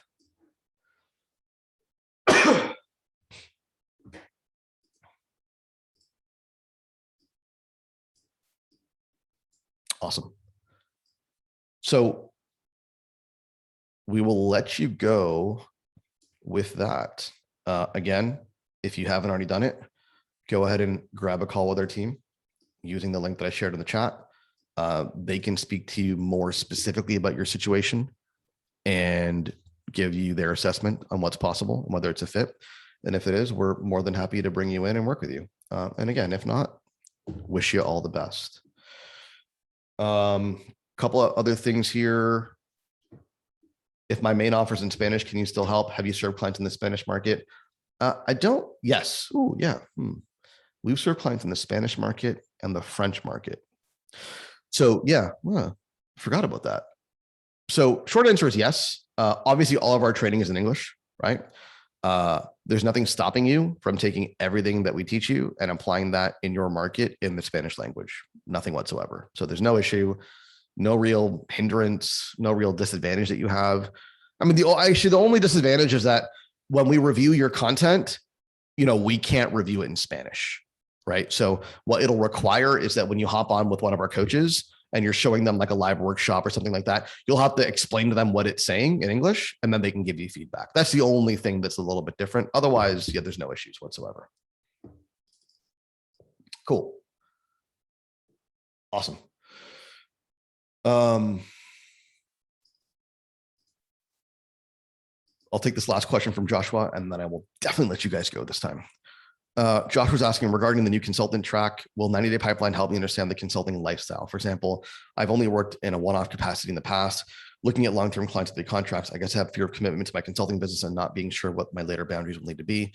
Deep stuff like, yeah. All right. So here's the truth, guys. You want the truth? You want the truth? Can't handle the truth. I would love to tell you that the positioning and the results mechanism and the money and the revenue is the thing that clients get the most out of 90-day pipeline. But here's the truth. When you actually ask clients, a lot of them will say, hey, all that stuff was amazing. Learned so much, made so much, couldn't be more grateful. But the thing that actually changed my life was the mindset call. So we do a mindset call every single Monday because, Joshua, to your point, that we have found time and time again that what actually holds people back is what's going on between their ears and above the neck. Mindset is the 80-20 of success. we can give people, and we learn this the hard way, we can give people the best strategies, we can give them the best tactics, we can give them the best information. But if they are self-sabotaging and holding themselves back, it's not going to be any good to them. That is why we dedicate an entire call every single Monday without fail, short of statutory holidays, right? Is a mindset call where one of our coaches, myself very often, one of our success coaches, somebody from client success, we're going to hop on and we're going to do some mindset work. We're going to give you your mindset vitamin. That is, what are the thinking habits, thinking patterns of the successful? How do we avoid self-sabotage? How do we root out negative thinking habits and patterns? And how do we replace those with thought habits that are going to produce the results that we want to have, right? It's be, do, have.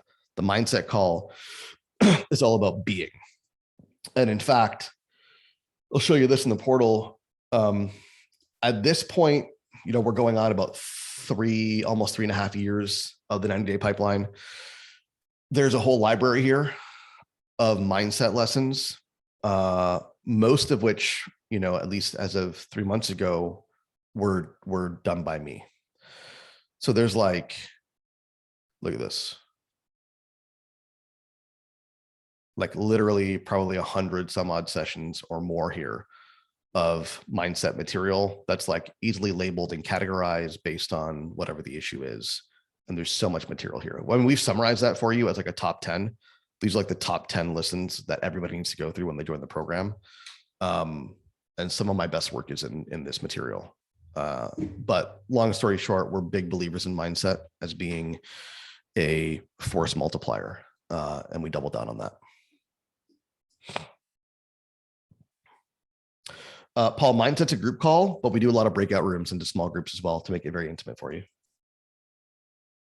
Cool. All right. Awesome. Hey, you guys have been great. Really appreciate all the questions and the engagement. If you decide to book a call with our team and jump in and work with us, I cannot wait to see you on the inside. And if not, I really appreciate you taking the time here and gracing us with your presence. Have a good rest of the day. Have a good rest of the week. And we wish you all the best.